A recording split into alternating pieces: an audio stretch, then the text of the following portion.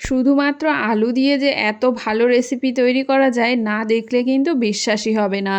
একবার এইটা তৈরি করে দেখুন, দোকানের চপ সিঙ্গারা খাওয়া কিন্তু একদম ভুলে যাবেন। বিকালে চায়ের সঙ্গে হোক বা বাচ্চাদের টিফিনে এটা কিন্তু দারুণ খেতে হয়। তো অবশ্যই বাড়িতে তৈরি করুন। তো তার জন্য প্রথমেই দেখুন আমি একটা আলু নিয়ে নিয়েছি। আলুটাকে খোসা ছাড়িয়ে ভালো করে সিদ্ধ করে নিয়েছি। সিদ্ধ করে আমি সেটাকে গ্রেটারের সাহায্যে গ্রেট করে নিচ্ছি। এবার এই আলুটা দেখুন এভাবে গ্রেটারের সাহায্যে সুন্দর করে গ্রেট করে নিতে হবে যাতে একটাও ডেলা না থাকে। এবার আমি ওই আলুর মধ্যেই সামান্য একটু গাজর গ্রেট করে দিয়ে দিচ্ছি। এই দেখুন বন্ধুরা, বাচ্চারা কিন্তু গাজর টাজর খেতে অত বেশি পছন্দ করে না, তো এইভাবে যদি আপনি গাজরটা দেন ওরা কিন্তু খুব সহজেই খেয়ে নেবে আর এটা খেতে কিন্তু খুব ভালো লাগবে। তো সামান্য একটু গাজর আমি এতে গ্রেট করে দিয়ে দিলাম। আপনারা আপনাদের পরিমাণটা বুঝে দেবেন। আমি যেহেতু একটা আলু এখানে ব্যবহার করেছি তার জন্য সামান্য একটু গাজর ব্যবহার করেছি। এবার আমি এর মধ্যে দিয়ে দিচ্ছি হামানদিস্তায় থেতো করা গোলমরিচ গুঁড়ো। আপনারা চাইলে এখানে চিলি ফ্লেক্সও ব্যবহার করতে পারেন। আমি চিলি ফ্লেক্স দিচ্ছি না কারণ আমার ছোট মেয়ে খাবে তার জন্য। আর এখানে দিয়ে দিলাম বেশ কিছুটা কুচি করে কেটে রাখা ধনেপাতা। আর দিয়ে দেব আমি এখানে কর্নফ্লাওয়ার আমি এখানে 3 চামচ মতো ব্যবহার করেছি। আর দিয়ে দিচ্ছি এখানে স্বাদ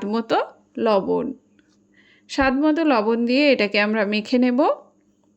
আপনারা চাইলে কিন্তু কর্নফ্লাওয়ারের সঙ্গে সামান্য একটু চালের গুঁড়ো ব্যবহার করতে পারেন, কিংবা আপনারা পাউরুটিটাকে মিক্সিতে ঘুরিয়ে নিয়ে সেই পাউডারটাও ব্যবহার করতে পারেন। অর্ধেক কর্নফ্লাওয়ার আর অর্ধেক চালের গুঁড়ো কিংবা পাউরুটির গুঁড়ো।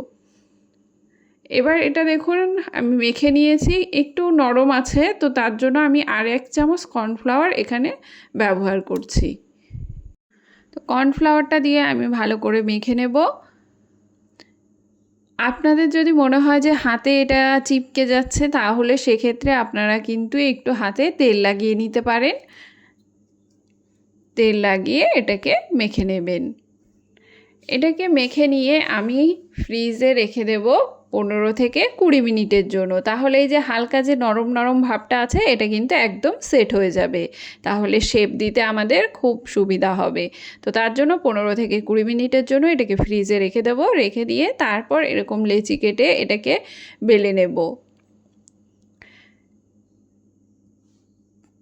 এই দেখুন আমি ময়দার সাহায্যে এটাকে বেলে নিচ্ছি।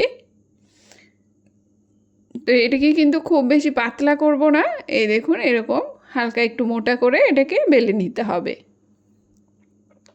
বেলে নিয়ে চারপাশটা আমরা কেটে নেব। কেটে একটা স্কোয়ার শেপ দিয়ে নেব।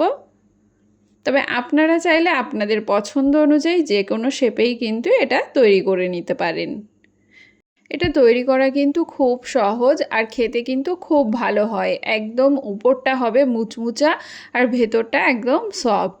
তো অবশ্যই বাড়িতে তৈরি করুন এইভাবে আর খেয়ে দেখুন খুব ভালো লাগবে। বাড়ির বাচ্চারা বিশেষ করে ওদের তো ভীষণ ভালো লাগে এটা খেতে, আর বড়দেরও চায়ের সঙ্গে খেতে কিন্তু এটা দারুণ লাগবে। এই বৃষ্টির বিকালে কিন্তু এরকম যদি স্ন্যাক্স আপনারা তৈরি করে দেন চায়ের সঙ্গে খেতে কিন্তু দারুণ লাগে।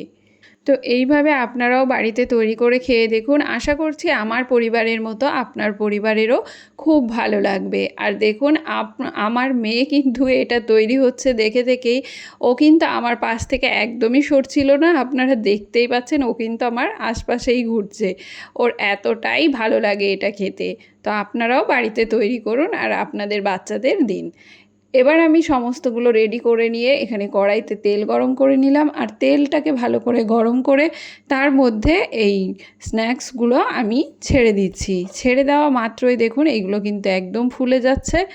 আর সুন্দর করে এবার উল্টে পাল্টে লাল লাল করে এটাকে ভেজে নিতে হবে। ভেজে নিলেই কিন্তু আমার আজকের রেসিপি একদম রেডি। তো আপনারাও বাড়িতে এইভাবে তৈরি করে খেয়ে দেখুন। আপনাদের কেমন লাগছে কমেন্ট করে অবশ্যই জানাবেন। আর রেসিপি ভালো লাগলে লাইক শেয়ার করে চ্যানেলটিকে সাবস্ক্রাইব করে দিতে কিন্তু একদম ভুলবেন না। দেখা হবে আরেকটি নতুন রেসিপির সঙ্গে। ততক্ষণের জন্য সকলে ভালো থাকবেন, সুস্থ থাকবেন। টাটা।